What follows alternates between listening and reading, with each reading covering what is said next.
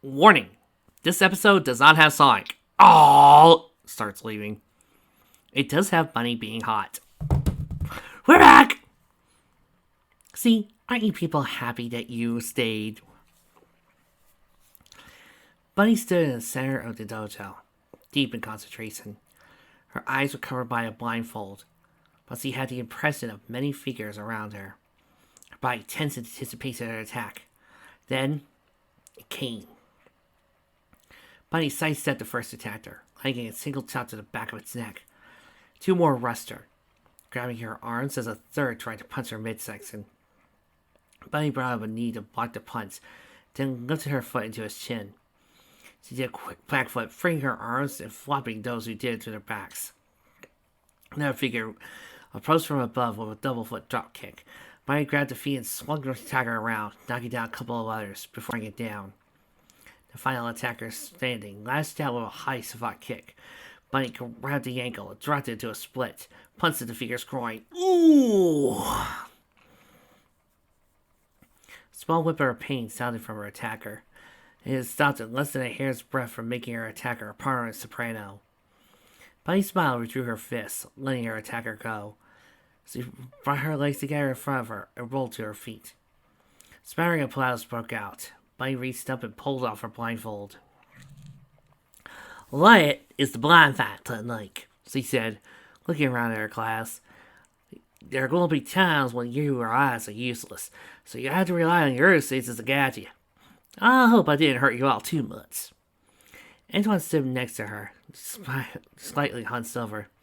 "That's my mitts," he said. Bunnie smiled and kissed his cheek.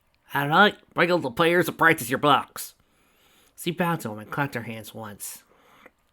Everyone bowed back and did as they were told.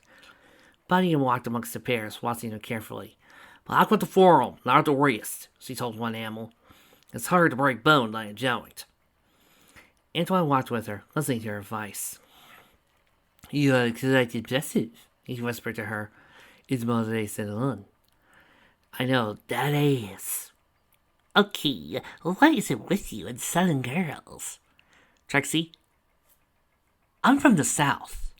I know nobody can tell by my accent. Most people probably who listen to this are pretty positive I'm probably from the North, or probably from Maryland or something. But I am from the South, and a Southern belle just does it for me." Bunnie blushed slightly. Then again, her tits aren't that bad looking either. Woo! She was about to compliment him when she was forced to her knees by a sudden headache. "Bunnie," a soft voice with her accents echoed inside her head. "It's time." "Bunnie!" Antoine yelled, helping to her feet. "What's happened?" "Just a headache," she said meekly. Class is cancelled," she called. "I'm not feeling too good." Everyone stopped and looked at her. She just shrugged and waved them off. They all bowed to her, bowed to Antoine, bowed as they left the mat, and headed for their dressing rooms. Bunnie pushed away from Antoine and hurried to the dojo, almost forgetting to bow to the mat as he left. Antoine hurried after her. "Bunnie, please tell me what is going on," he pleaded. "No time, Antoine," she said, adjusting her key. "Just let everyone know that I'll be back in a day or two." "Oh no," he said, catching up her and grabbing her arm. "Every year you disappear for a day or so, and do not let anyone know where it is that you are going. I thought we agreed not to hold anything from each other anymore." He brought her left hand to his face and kissed it. "Please, Bunnie, tell me." Bunnie looked at Antoine with a pained expression. "Antoine, I wish you wouldn't pull it out like I can't."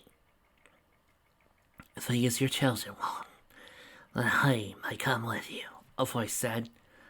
Bunnie sighed. "All right, Antoine, you can come. But you gotta promise not to say anything to anyone. But of course, just allow me to change my clothes." Bunnie shook her head. "Sugar Twin, where we're going, your gi is the perfect thing to wear. Besides, we have to leave right away." "Great, I'll get my stuff."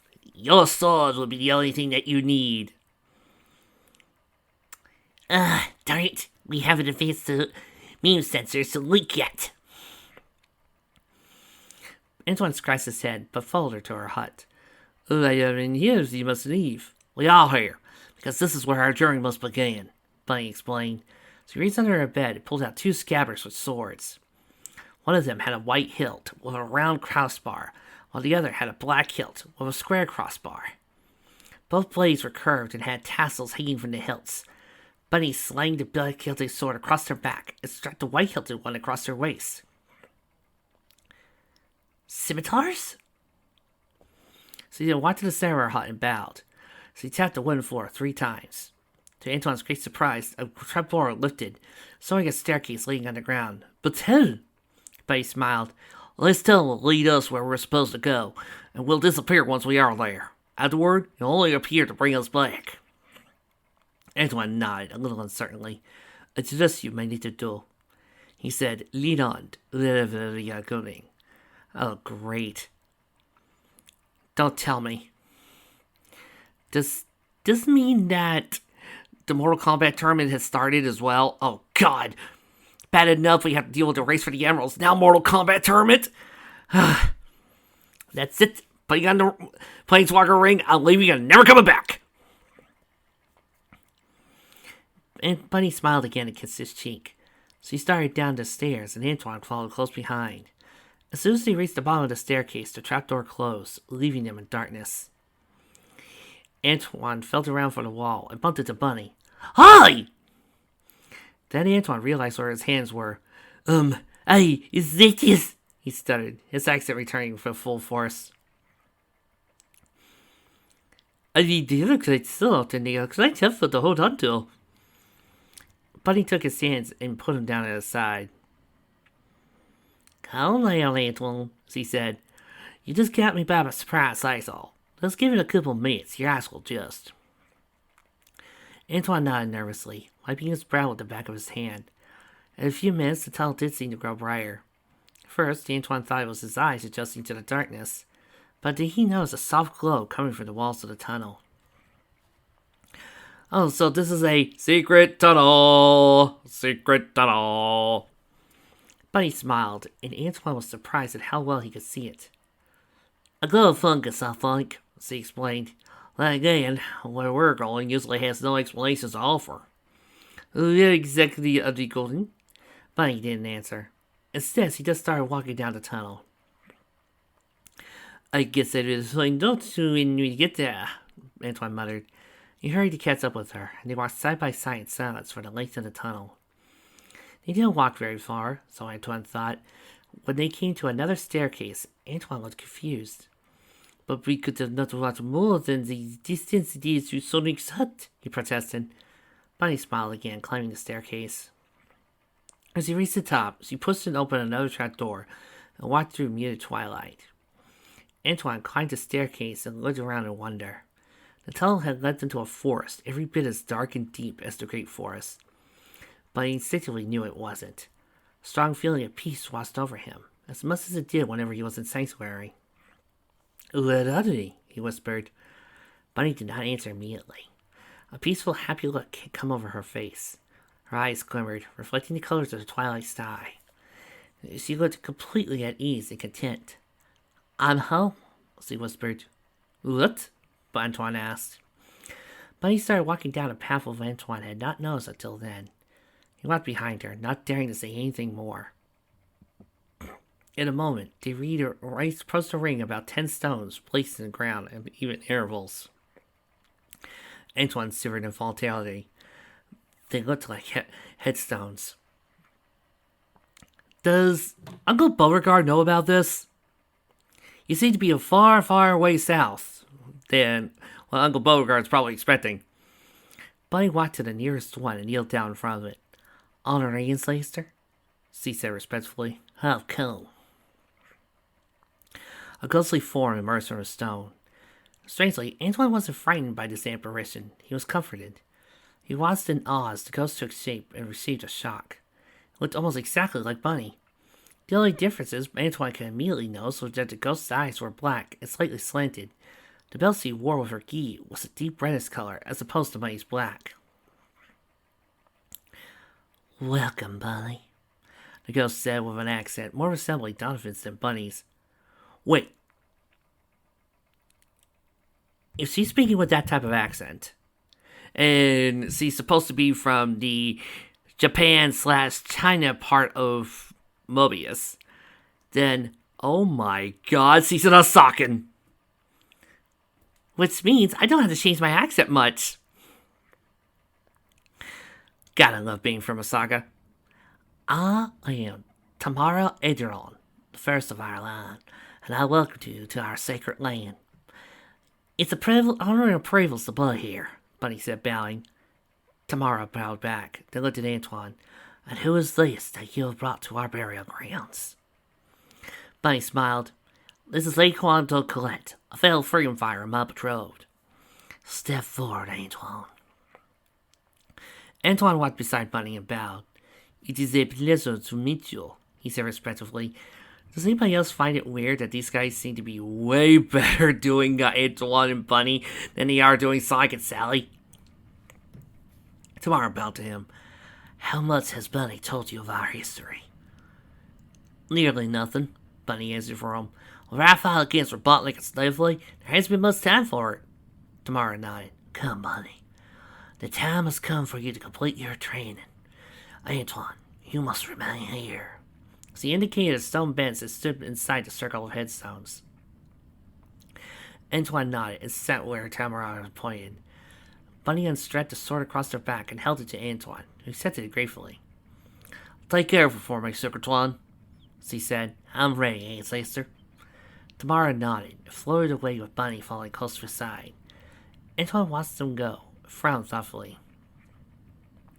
I wonder how long she'll be, he thought.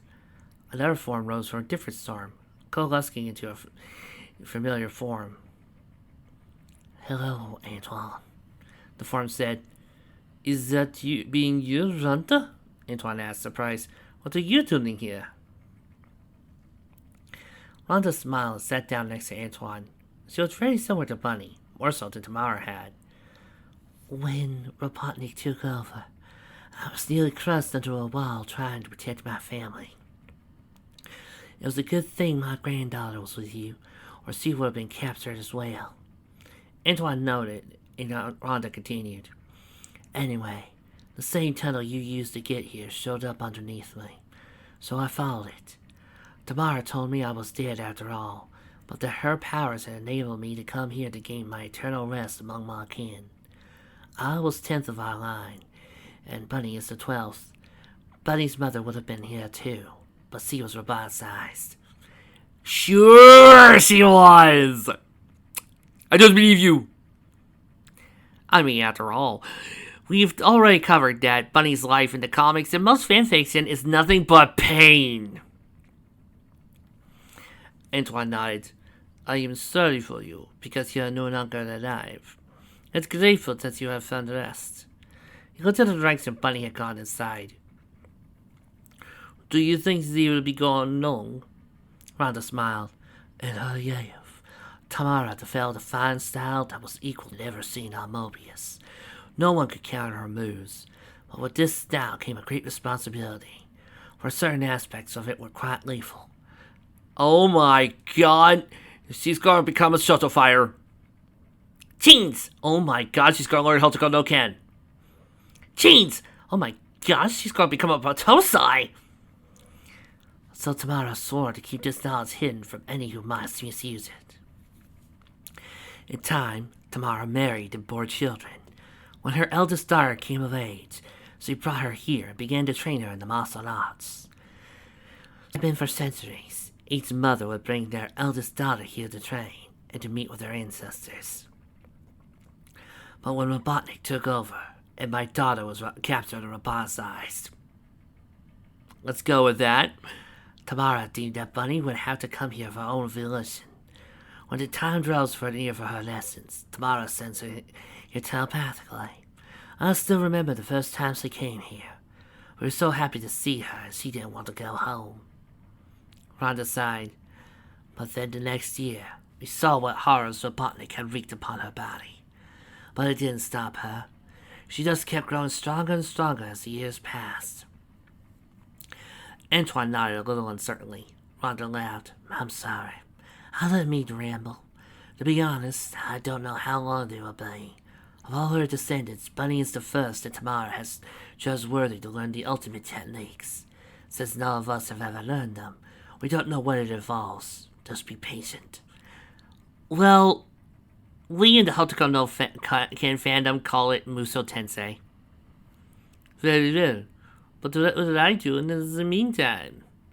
Rhonda smiled, looking as the forms rose from the other 8 headstones.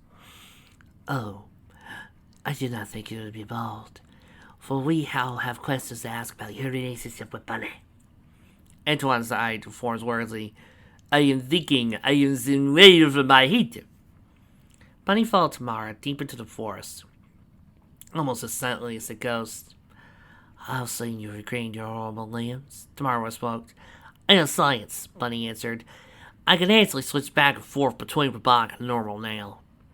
Sounds like some magic is involved there. I'll tell you all about it later. Tamara stopped and turned around, her demeanor suddenly serious. Bunnie, you have made me very proud. All of us here are proud of you, but the test I must put you now will be harder than all the tests before. I won't lie, this test may prove fatal. Oh my stars, Bunnie whispered.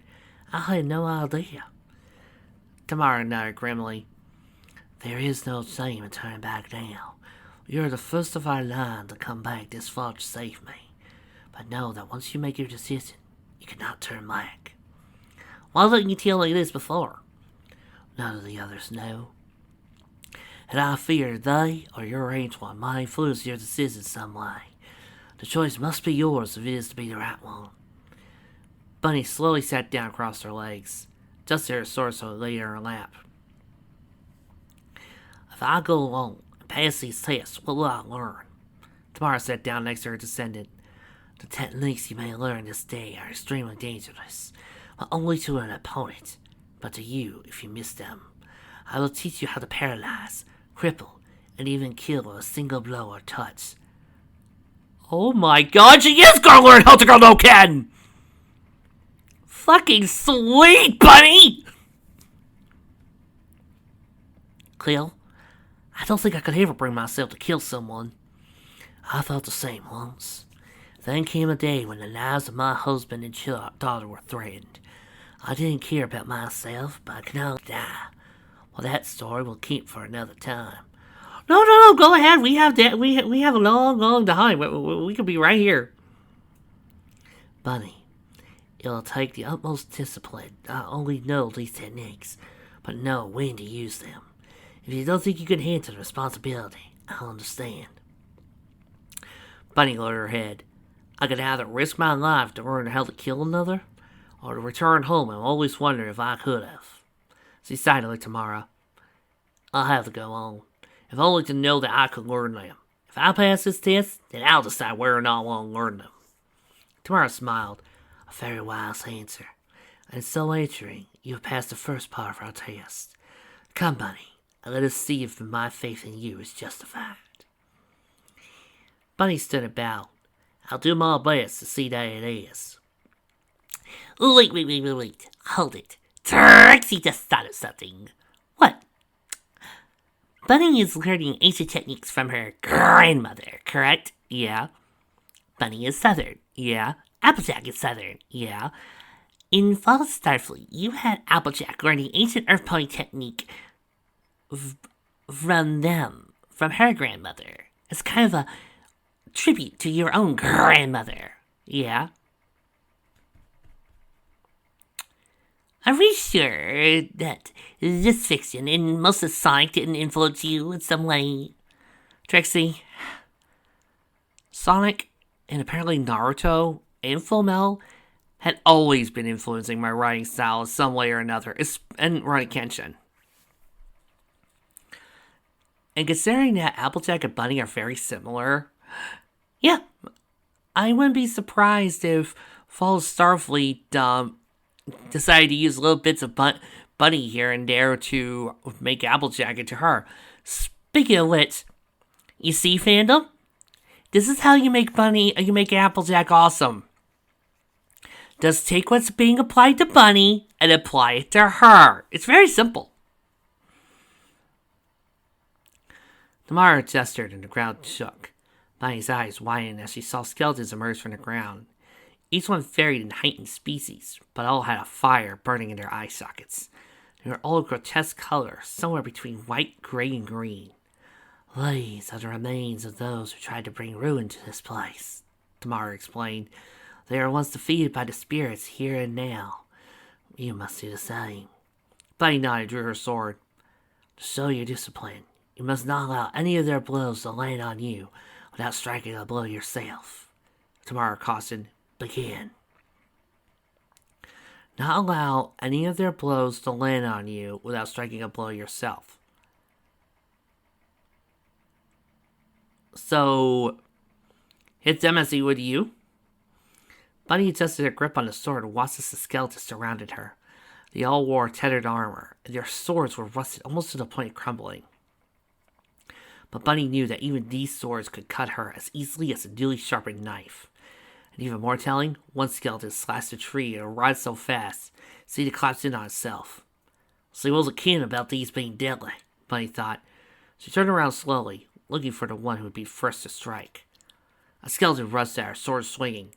Bunny ducked easily and rolled to the side. Another skeleton grabbed at her, but she twisted to the side, avoiding the hand. She slid underneath the skeleton's legs, and she shook off into the forest with the skeletons close behind. Tamara watched and nodded. Well done, Bunny, she thought. Let's see what happens when you run out of running room. Meanwhile, Antoine was steadily weathering the barrage of questions that Bunny's ancestors were launching at him. We would be married already, if not for the race for the emeralds, he explained it to one of them. Would you have married her without getting her family's permission? One of the spirits asked. All of her family is dead or robotic. I was not knowing about this place, so how could I ask? You seem to be getting an accent. I am always having one, but Bunnie has worked with me to make my speech more understandable. But when I am under a lot of stress, it returns. And the reader just prefers reading me with a French accent anyway, so he kind of forgets that part. So the questions continued until Rhonda raised her hand. I feel a presence, she said suddenly. Come, we must say what has invaded our sacred place. The other spirits raised their heads and nodded. As one, they all vanished, leaving Antoine alone. He drew in a deep, shuddering breath and let out slow. I am hoping it is nothing serious, he thought, trying to calm down. I would check, but I do not know which directions they went. At another part of the forest, a crazed skunk plowed through, slicing at the trees with his ruined sword. Oh, the misery! He yelled. There is no one here for me to make miserable, so I must resort to cutting trees! If it helps... Dude, you're making me miserable a little bit right now. You're interrupting this really nice bunny scene. He swung his sword again, chopping down a large oak with one blow. If they only had their mouths so I could hear their suffering, he thought, hacking away at a fallen trunk. I must find a living being soon. Hold. Lexi turned but saw no one there. Now the air has a voice, he said. But I cannot make air suffer. Rhonda took shape in front of him, momentarily starting to crave it off. You have no business in this holy place, she said solemnly. Leave now while you can. Misery is my business, Kavanaugh chuckled, and I take my business wherever I go. He swung his sword at Rhonda. Rhonda floated there calmly, expecting the sword to go through her. She drew back in pain and surprise as the sword bit deep into her ethereal flesh. What in the... Withdrawal! She called to the spirits forming next to her. Back to the graveyard. A graveyard, Alexei asked as the spirits vanished. That itself is a miserable place, but I can make it much more so. How interesting the game has become. He set off at a run, guided by some evil instinct. Bunny backed up against a tree, her body soaked with sweat. She'd been outrunning or dodging the 10 skeletons since the test had started. Now she was out of the room. She watched as methodically closed in, every instinct in her screaming to attack. But she held her ground, looking for a way out. Then suddenly, and without warning, they stopped. Bunny looked down with a mixture of relief and concern showing her face. Tamara flowed through the skeletons and came to the rest before Bunnie. "You've done well, so far," Tamara said, smiling. "Now you only have one more task to perform." Bunnie heaved a sigh of relief, but Tamara shook her head. "You must dispatch these 10 skeletons, using no more than 10 strikes, be they with your sword or otherwise. After the 10th strike, you will be held motionless and at the mercy of whatever skeletons remain standing. This is your final chance to bring out." Bunnie nodded, understanding the full importance of Tamara's words. "Bring it on," she said gamely, though she was trembling so bad her sword hung into vibrations. Tamara gestured. The first skeleton came forward, slashing. Bunnie tugged easily under it, and came swinging back with one of her own. Her sword cleanly through the skeleton's ribcage, effectively cutting it in half. Bunnie was relieved to see that the bones fell apart after a blow. "At least one blow can take him out," she thought. Tamara's face remained neutral as she sent in the second skeleton forward. This one was a bit more cautious than the last and approached Bunnie slowly. Bunnie charged the skeleton, shoulder first, and the skeleton exploded outward, sending bones everywhere. So the test continued, Bunnie carefully selecting her blows, landing them with precision accuracy. Until the 8th skeleton, that is. She had maneuvered under his guard and slashed his ribcage as he had the first one. But this one caught her arm and immediately fell back, kicking the skeleton over her into a tree, causing the skeleton to fall apart. But she knew she was in trouble. "You only have one strike left," Tamara said softly, looking at Bunnie's 2 remaining opponents.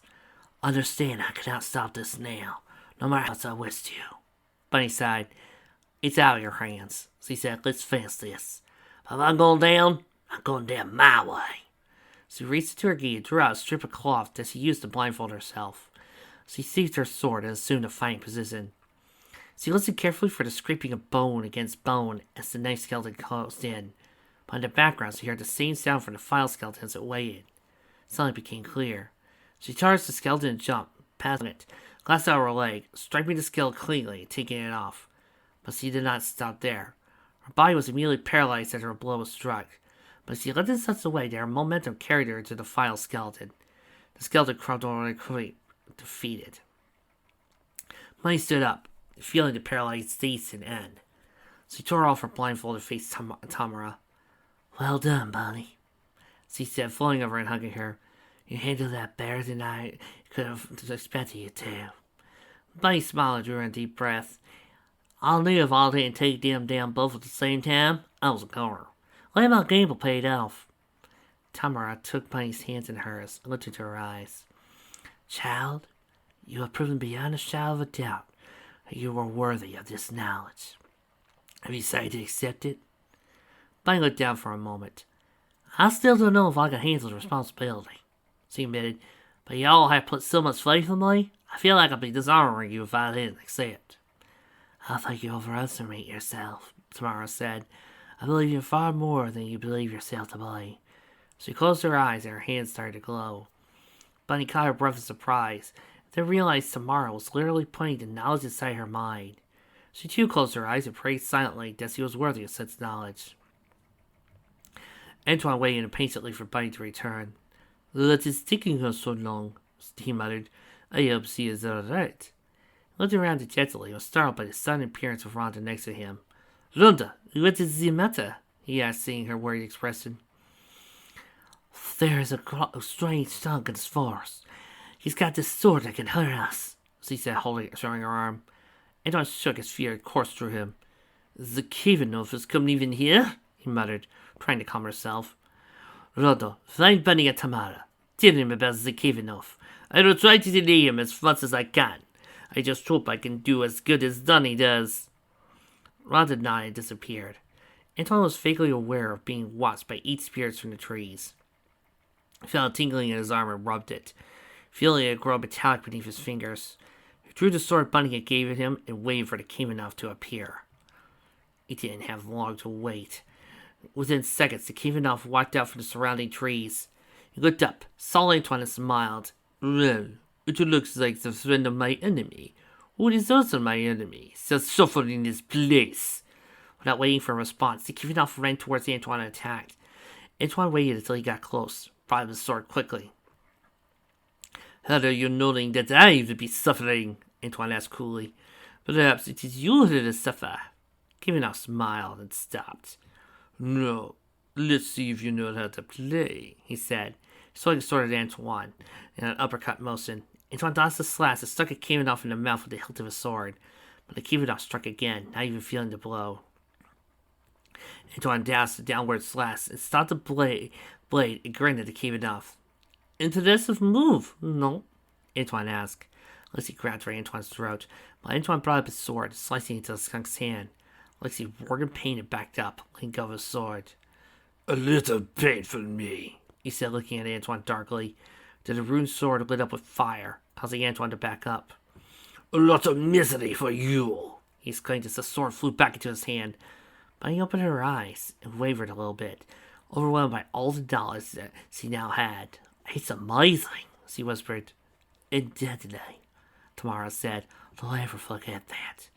You learned all that I can teach you. The time has come. Tamara! Bunnie! Rhonda called, bursting in on them. Thank the Almighty I found you. Lead-us finest, Tamara said. You're lucky you didn't interrupt. I'm sorry, but there's a crazy skunk in the forest. What happened to your arm? Bunnie asked. I was getting to that. He's got this rune sword that can even hurt us. Antoine called to the Kavanaugh, I believe. Bunnie went pale. He's here? We gotta find him! Antoine's trying to hold him off. I don't know how long he can. Hold on, Sir Twain! Bunnie yelled, running towards the graves. I'm a-coming!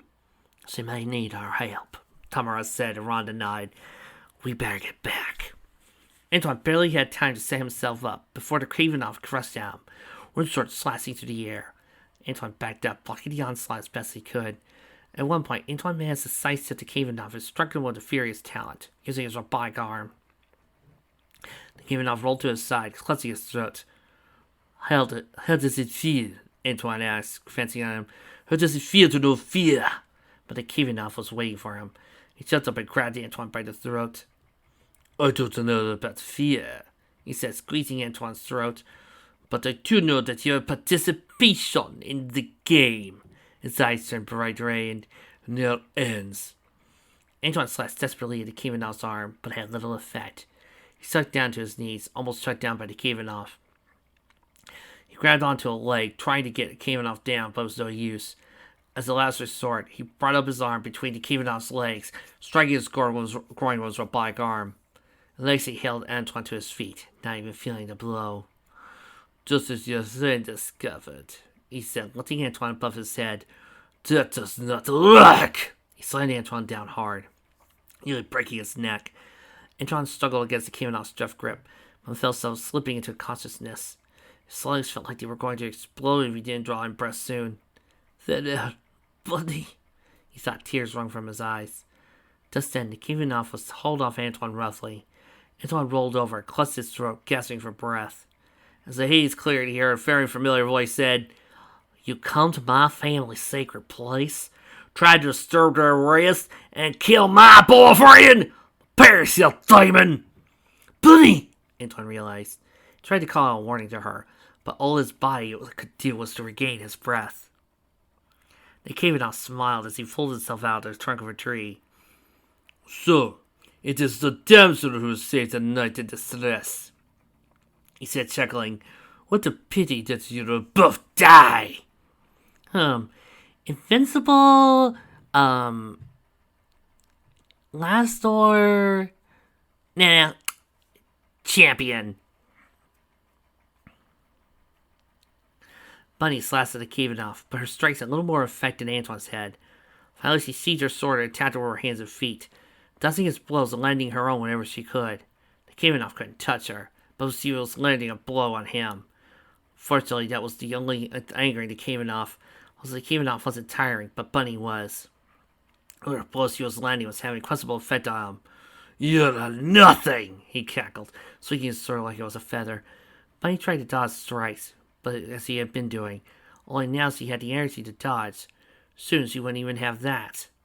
I gotta try to get Antoine out of here, she thought, but the Kavanaugh was keeping himself between her and Antoine. There's gotta be a way. Please, child, a soft voice whispered in her ear. We are both you both now. Bunnie looked around and saw that some of the spirits were heading towards Antoine. As he watched, he saw that they entered Antoine, for lack of a better word. At that moment, she felt a criminal warmness fill her, as he could sense that Tamara was with her. Let's see how the spirit-possessed skunk deals with a spirit-possessed rabbit and coyote! See her, Tamara exclaimed. Bunnie stopped moving suddenly, grabbed Alexi's rune sword in her hand. Feels like the rules of the game has changed, her voice said, a mixture of her own Tamara's. Blue's flame surrounded her hand, protecting her from the runestone's fire. Nikimonov looked at Bunnie, perplexed. His free hand started to grab her throat, but she quickly stopped her sword. It grabbed her free hand, trying to crush it. Ordinarily, Bunnie wouldn't have the strength to do it, even with a robotic hand. With Tamara's spear in her, she could feel his bones begin to give way. Alexei grimaced in pain, still looking at her. He fell back, using his legs to propel Bunnie up and over him. Bunnie went with a roll, landing lightly on her feet. The rules of the game may have changed, Nikimonov said, but the object remains the same. Two animals fight, one cross away. Bunnie held her arm out to the side, and her sword appeared in it. She went back to attack Nikimonov, but was stopped by another voice. 3 fight, 2 away. Bunnie turned and saw Antoine standing next to her, sword at the ready. His voice was a mixture of all the spirits within him, plus his own. Is that all? He continued, it'll be us. So, the knight has overcome from his ordeal, and now comes to the aid the damsel? Alexei said, don't be sure that you two will be rolling that Roxalay! Bunnie and Antoine jumped high in the air. Bunnie landed to Alexei's left, while Antoine to his right. Popcorn, anybody? They attacked in unison. Bunnie's blade streaked with blue fire, and Antoine's with green. Nikimonov blocked Bunnie's bow, but Antoine found its mark. Her blows did no damage before. Now Nikimonov was obviously feeling them. He tried to get them both in front of him, but they could constantly circle, staying on opposite sides. Frustrated, Nikimonov blindly charged at one of them. Antoine braced himself and used Nikimonov's momentum to throw him to the ground. As soon as Nikimonov stood up, Bunnie attacked him, sword flashing. Nikimonov backed up from Bunnie's assault, trying to block her attacks. She knocked the rune sword from his hand and slashed out his legs, forcing him to his knees. Bunnie looked at Nikimonov coolly, tips of her sword against his throat. I should kill you now, and end your suffering, you cousin, she said. Nikimonov smiled. You may win my game, but your suffering is just beginning. Oh no, Damien, Tamara said through Bunnie's mouth. You cannot possess her while I'm here. You don't stay here forever, Nikimonov cackled. Even if you decide to stay, someone else will know my suffering. Bunnie grabbed Nikimonov by his throat and hauled him to his feet. Perhaps, but not for a long while. She spun it around, wrapped her arms around his neck, squeezing with everything she had. Nikimonov tried to struggle free, but Bunnie brought up the other arm. He used it to lock him in place. In a matter of seconds, he fell unconscious. Bunnie released him, letting him fall while he was still breathing. I had never seen a superhold put someone out so fast, Antoine said. Bunnie smiled darkly. You never seen this version, Circuit Line. I'll tell you about it someday, if you can prove yourself. Antoine smiled and slept silently as the spirits left him. Bunnie rested him, but was gripped by the same weakness as Tamara left her. We shall take care of him, Tamara said, pointing to Nikimonov. You both should leave now. Bunnie nodded, pulling herself to her feet. She held Antoine to his, and he walked slowly to the forest, using each other for support. Legs again, Bunnie called. Tamara's smile turned to Nikimonov. I have the perfect place for you, she said, causing Nikimonov's body to float up before her. It's a nice place. Say it as far as you can say. Unfortunately, that's about all you'll see for a very, very long time. Bunnie and Antoine emerged from the tunnel exit in her hut, feeling much more refreshed than they had when they left the forest. Why is that not surprising me? Antoine asked, watching the trapdoor fans as Bunnie closed it. Got mine, Bunnie said, smiling. That was a rhetorical question, Bunnie. Bunnie looked at Antoine sidelong. Since when do you pick out that word? Antoine smiled secretively. You have your secrets, I have mine. I thought we said no more secrets. It is nothing. I just asked you to make me a list of the harder words to pronunciate. Pronounce. Bunnie hugged Antoine close, surprising him. You sing a silently no one else has, she whispered. Feel like we got so much closer. We have, Antoine whispered, hugging her back. Thank you for introducing me to this. Emily smiled and kissed his cheek. Well, you were gonna find out when I took our daughter there. And what is making you think we shall be having daughters? Oh, the firstborn's always the daughter of my family. It is always a son in mine. Do the words twins mean anything to you? Bunnie and Antoine settled down to playful arguing, but it was just that playful. Memories of the day would not soon fade from their memories, nor would the closeness they felt. Now, you see, kindly tell me what would be the difference between them not being married in this scene and them being married? They could have been married and this probably would have been awesome. Showing just how much they've evolved as a married couple. Heck, you could have even said that they're both sexually active, and that's when Bunnie could reveal a deep secret. Come on, guys, work with me on this. And I still feel kind of jealous. This feels like they did more with Bunnie and Antoine's relationship and showing how much of an equal they are here than Sally and Sonic through most of the story. See you guys next time.